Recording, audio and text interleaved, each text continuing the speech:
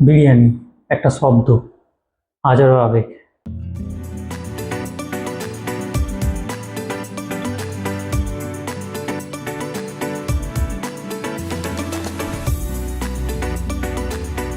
চাল, মাংস আর মশলার ঘানে তৈরি এই খাবার আজ ভারতের প্রতিটি কোণে। কিন্তু জানো কি, এই স্বাদের শুরুটা হয়েছিল হাজারো মাইল দূরে পারস্যে।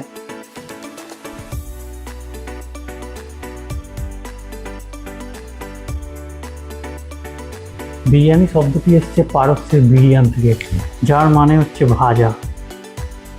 পারস্যে চাল ও মাংসের একসাথে রান্না করার যে ঐতিহ্য, ওখান থেকেই জন্ম বিরিয়ানির মূল ধারণা। মুঘলদের হাত ধরেই এই ভারতে আগমন বিরিয়ানি। মুঘলদের হাত ধরে ভারতে আগমন 1600 শতকে মুঘল সম্রাট বাবর ও তার উত্তরসূরিরা পারস্য থেকে এই রেসিপি নিয়ে আসেন ভারতে। রাজকীয় রান্নাঘরে এটি হয়ে ওঠে রাজাদের প্রিয় খাবার। তারপর দিল্লি থেকে লখনৌ, হায়দ্রাবাদ আর শেষে কলকাতায় ছড়িয়ে পড়ে এর খ্যাতি। ভারতের প্রতিটি অঞ্চলে বিরিয়ানি পেয়েছে নতুন রূপ। লখনৌ আওয়াধি বিরিয়ানিতে রয়েছে যেমন ঘি আর কেশরের সৌন্দর্য। হায়দ্রাবাদ দম বিরিয়ানিতে যেখানে কাঁচা মাংস আর চাল একসাথে সিল করে রান্না করা হয়। আর কলকাতায় নবাব ওয়াজিদ আলী শাহ নিয়ে এলেন লখনৌ থেকে বিরিয়ানি, কিন্তু মাংস কম থাকায় যোগ হলো আলু। আর সেই আলুই আজ কলকাতার বিরিয়ানির প্রাণ।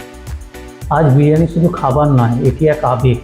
কলকাতার রাস্তা থেকে হায়দ্রাবাদের চারমিনার, প্রতিটি শহর গর্ব করে নিজের বিরিয়ানি নিয়ে। এক প্লেট বিরিয়ানিতে আছে ইতিহাস, ঐতিহ্য আর ভালোবাসার স্বাদ।